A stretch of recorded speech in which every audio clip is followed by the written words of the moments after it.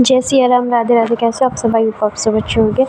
महाभारत कथा। श्री कृष्ण ने महाभारत में क्यों नहीं की थी अभिमन्यु की रक्षा? महाभारत कथा आइए जानते हैं।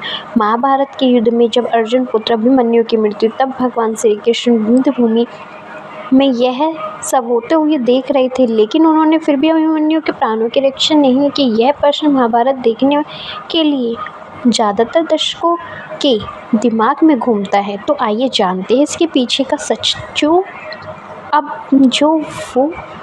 अभिमन्यु की मृत्यु का कारण। महाभारत की कथा में वीर योद्धाओं में एक बड़ा नाम अर्जुन पुत्र अभिमन्यु का है। अभिमन्यु ने जन्म लेने से पहले ही चक्रव्यूह में प्रवेश करने का ज्ञान प्राप्त कर लिया था, लेकिन बाहर आने का मार्ग न जानने के कारण उसकी मृत्यु हो गई। अधिकांश लोग इसी की पूरा सच मानते हैं, लेकिन अभिमन्यु की मृत्यु के पीछे एक विशेष कारण था, जिसकी वजह से भगवान श्री कृष्ण ने भी अभिमन्यु के प्राणों की रक्षा नहीं की थी। धर्म की रक्षा के लिए देवताओं ने ही अवतार। महाभारत को वैसे तो धर्म युद्ध कहा जाता है, और धर्म की रक्षा के लिए भगवान विष्णु हर युग में अवतार लेते हैं एवं उनकी सहायता के लिए दूसरे देवतागण भी विभिन्न स्थानों पर जन्म लेते हैं। द्वापर युग में जब भगवान विष्णु ने भगवान श्री कृष्ण का अवतार लिया, तब ब्रह्मा जी ने के आदेश से देवताओं ने भी विभिन्न जगह जन्म लिया, ताकि धर्म स्थापना में वह भगवान श्री कृष्ण के सहायक बन सके। अभिमन्यु थे इस देवता का रूप। अभिमन्यु महाभारत कथा के वीर योद्धाओं में से एक थे। अभिमन्यु हर व्यक्ति के लिए एक प्रेरणा है। इस योद्धा ने महाभारत के युद्ध में अकेले एक पूरे दिन उन सभी योद्धाओं को रोक कर रखा था, जो अकेले कई सेना के बराबर थे, और यही कारण था कि युद्ध पर लड़ते लड़ते वीर गति को प्राप्त हो गए। भगवान कृष्ण ने ये सब खड़े होकर देखते रहे, लेकिन आपको बता दें कि यह सब एक उद्देश्य को पूरा करने के लिए किया गया था।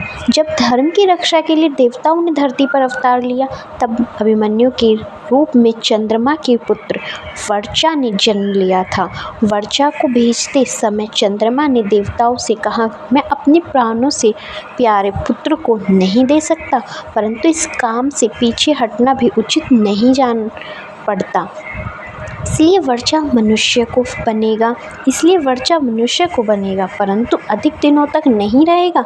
भगवान इंद्र के अंश नरावतार होगा, जो भगवान श्री कृष्ण से मित्रता करेगा, अर्थात अर्जुन मेरा पुत्र अर्जुन का ही पुत्र होगा।